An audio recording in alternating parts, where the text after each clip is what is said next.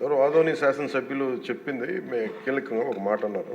జాతీయ ఉపాధి హామీ పథకం అది రాజకీయ ఉపాధి హామీ పథకం అయిపోయింది.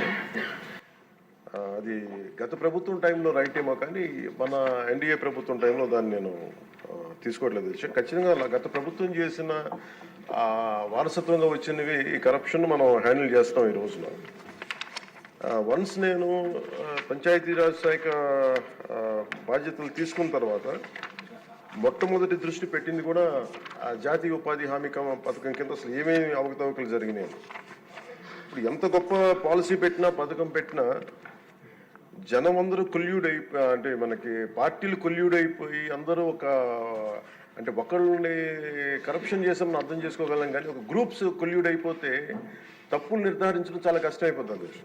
ఇప్పుడు ఇందాక ఉదాహరణకి మేము రాగానే ఫస్ట్ చాలా ఎక్స్టెన్సివ్గా కూర్చున్నాం, ముఖ్యంగా ఈ సోషల్ ఆడిట్ డైరెక్టర్ తోటి, ప్రిన్సిపల్ సెక్రటరీ గారితో కూర్చున్నప్పుడు వరుసగా చాలా ఆల్మోస్ట్ 1-2 months రివ్యూ తర్వాత సోషల్ ఆడిట్ డైరెక్టర్ ఎవరైతే జాతీయ ఉపాధి హామీ పథకంలో అవకతవకలు ఎవరైతే చేస్తున్నారో వాటిని జరగకుండా నిలువరించాల్సిన వ్యక్తి అతనే అవినీతికి పాల్పడ్డాడు అధ్యక్షుడు. అందుకని వెంటనే అతన్ని తీసి పక్కన పెట్టేశారు. అవి కాకుండా మేము తీసుకున్న ఇమ్మీడియట్ చర్యలు ఏంటంటే అధ్యక్ష, ఒకటి మేము ఈ social audit, vigilance cell, quality control 3 కొత్త వాళ్ళని పెట్టాం అధ్యక్ష. కొంచెం ఎఫెక్టివ్ పీపుల్ని పెట్టాం. ఇప్పుడు ఉదాహరణకి సోషల్ ఆడిట్ని ఒక 2 months బ్యాక్ పెట్టాం, చాలా మందిని సార్ట్అవుట్ చేసి వన్ హూ ఇస్ కేపబుల్ అలాంటి వ్యక్తిని పెట్టాం అధ్యక్ష. అలాగే విజిలెన్స్ సెల్కి చీఫ్ విజిలెన్స్ ఆఫీసర్ని పెట్టాం, 5 months అయింది. అలాగే headed by chief quality control engineer పెట్టాం అధ్యక్ష, సీనియర్ మన రిటైర్డ్ ఇంజనీర్ ఒకరిని పెట్టాం. మేము చేశాక మేమేం చాలాసార్లు ఉదాహరణకి 2024-25లో అబ్జెక్షనబుల్ ఎక్స్పెండిచర్ అంటే ఇది అవినీతికి దారి చూపిస్తున్నాయని చెప్పి దాదాపు 250 కోట్ల అవినీతి జరిగింది అని చెప్పేసి సోషల్ పీపుల్స్ ఆడిట్ ఫోరం నుంచి మనం దాదాపు ఇప్పటికీ 546 మండలాల్లో మనం సోషల్ ఆడిట్ చేసాం ఇప్పటిదాకా ఆడిట్ ఫోరం. ఇంకొక మిగతా మండలాలు 665లో 546 చేసాం అధ్యక్ష. మార్చి 31కి అయిపోతుంది.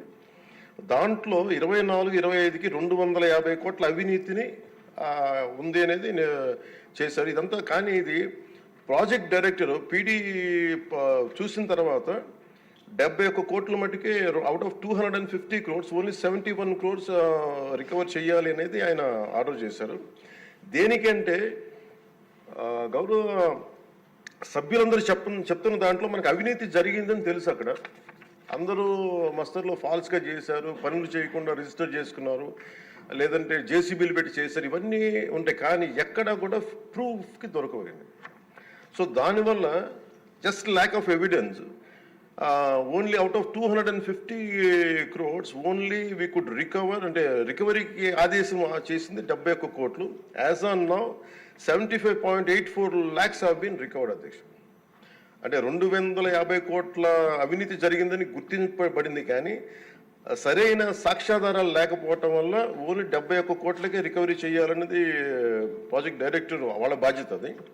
సో దాని నుంచి 75.84 లక్షలు యాజ్ ఆన్ చేశారు. ఇంకా still we have enough time అధ్యక్ష. కానీ దీన్ని ప్రతి చాలా లోతుగా దీన్ని చేస్తున్నాం and we have a very good team which will take it forward. ఇంకా 2 మీరు అడిగింది అధ్యక్ష, ఇందాక మన పార్థసారథి గారు అడిగింది మినిమం వేజ్ పెంచాలి ఇదనంటే wage rate revision central government కింద ఇప్పుడు 25-26కి ఎంత పెంచాలి అనేది as on for minimum wage 300 రూపాయలు అధ్యక్ష. 24-25 మనం అందరూ గుర్తుపెట్టుకోవాల్సింది, గౌరవ సభ్యులు కూడా, ఇది సెంట్రల్ గవర్నమెంట్ ఇచ్చేది కానీ ఇది మనం రాష్ట్ర ప్రభుత్వం నుంచి వచ్చేది కాదు. అందువల్ల వేజ్ కాంపౌండ్ మనం డిసైడ్ చేయం అధ్యక్ష అది. సో యాజ్ ఆన్ టుడే ఇది 24-25కి 300 రూపాయలు. దీన్ని ఆ రివిజన్కి 25-26కి కేంద్ర ప్రభుత్వం దాని మీద సంసిద్ధంగా ఉన్నారు చేయడానికి. అలాగే వేజ్ పేమెంట్ ఇంకా పెండింగ్స్లో ఉన్నాయని చెప్పారు. అది జనవరి 8 నుంచి government of India has 8th inform చేశారు మాకు దట్ ఇట్ విల్ బి తొందరలోనే క్లియర్ చేస్తాను, ఎందుకంటే అది సెంట్రల్ నిధుల నుంచి రావాలి కాబట్టి మేము రాష్ట్ర ప్రభుత్వం తరపు నుంచి మేము వెయిట్ చేస్తాం అధ్యక్ష.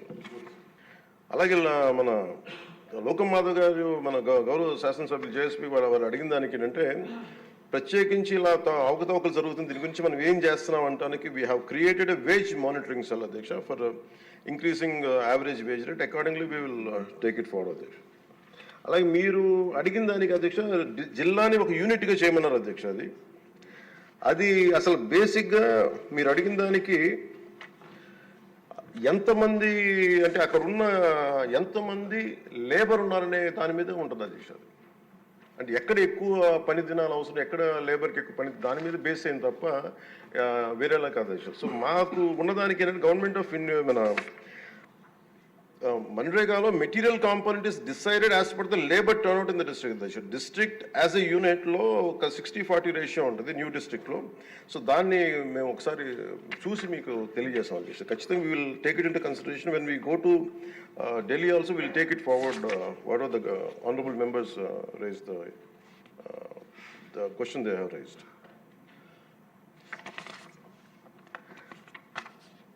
సో గవర్నమెంట్ ఆఫ్ ఇండియా అధ్యక్ష ఇట్ పర్మిట్స్ ఓన్లీ, ఇప్పుడు మన అమలాపురం శాసనసభ్యులు గౌరవ సభ్యులు అడిగింది జంగిల్ క్లియరెన్స్ కూడా అడిగారు.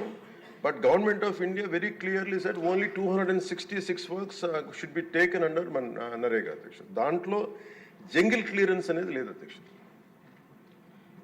సో దానివల్ల అది మన పరిధిలో లేనిది. ఇక అవసరమైతే ఇందాక మేము గౌరవ ముఖ్యమంత్రి గారితో మాట్లాడి ఇది చాలాసార్లు గౌరవ మంత్రి అచ్చెన్నాయుడు గారు చాలాసార్లు క్యాబినెట్లో ఇదే విషయం ఆయన కూడా ప్రస్తావించారు.